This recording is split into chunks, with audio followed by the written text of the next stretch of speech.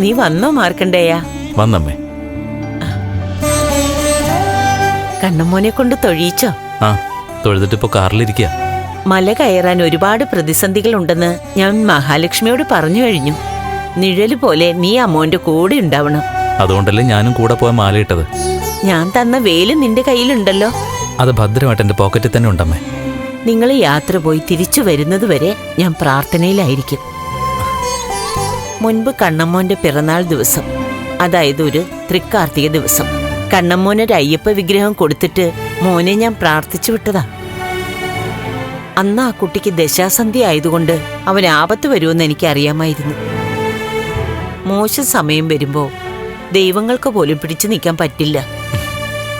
ഈ ക്ഷേത്രത്തിന്റെ കാര്യം തന്നെ നിനക്കറിയാലോ. കാട് മൂടിക്കിടന്നിരുന്നതാ. ഇപ്പൊ ശാപമോക്ഷം കിട്ടി. അതുകൊണ്ടാ വിളക്ക് തെളിയിച്ചു തുടങ്ങിയത്.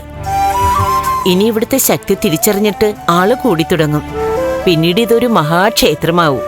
അങ്ങനെ തന്നെയാണ് മനുഷ്യനും ശാപമോക്ഷം കിട്ടുന്നത്. അറിയാം. അന്ന് കണ്ണമ്മോന് ആപത്തുണ്ടാവുമെന്ന് കരുതി ഞാൻ ധ്യാനത്തിലിരുന്നതുകൊണ്ടാ അന്ന് കുട്ടിയുടെ ആയുസ് ദൈവം എടുക്കാതിരുന്നത്. പക്ഷേ പിന്നീടുള്ള ജീവിതം ജഡം കണക്കെ ആയിപ്പോയി എന്ന് മാത്രം. അതിനിപ്പോ മോചനം കിട്ടിയില്ലേ അമ്മേ? കിട്ടി. ഇനിയും മോചനം ഉണ്ടാവും. അവരെ ആഗ്രഹിക്കുന്ന കാര്യങ്ങളൊക്കെ നടക്കും. പക്ഷേ ഇത്തവണ മല ചവിട്ടി അയ്യപ്പ ദർശനം കണ്ടു മടങ്ങി വരാൻ കണ്ണന് കഴിയണം. പിന്നെ ഒരു ശക്തിക്കും കണ്ണനെയും മഹാലക്ഷ്മിയെയും തടഞ്ഞു നിർത്താനാവില്ല. അവരുടെ വിജയങ്ങളെ തടുക്കാനും ആവില്ല.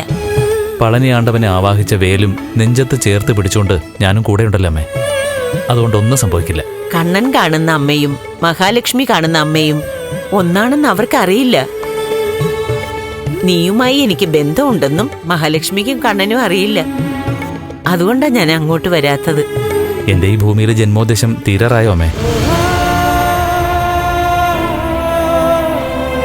അല്ല, നീ എന്താ അങ്ങനെ ചോദിച്ചത്? അല്ല, ഞാൻ വെറുതെ ചോദിച്ചതാ. അങ്ങനെയുള്ള ചോദ്യങ്ങളൊന്നും വേണ്ട. അമ്മ ഈ ഭൂമിയിൽ ഉള്ളിടത്തോളം കാലം നീയും ഉണ്ടാകും. അമ്മ എന്നെ അനുഗ്രഹിക്കണം. സ്വാമി ശരണമയ്യപ്പ.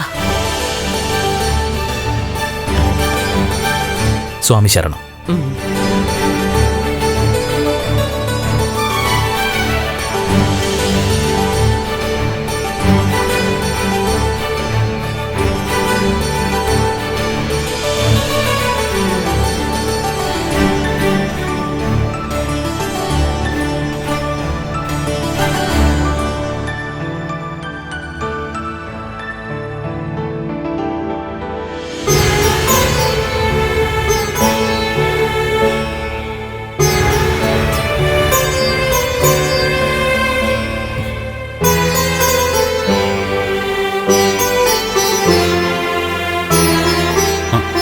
മാർക്കോ കരഞ്ഞോ?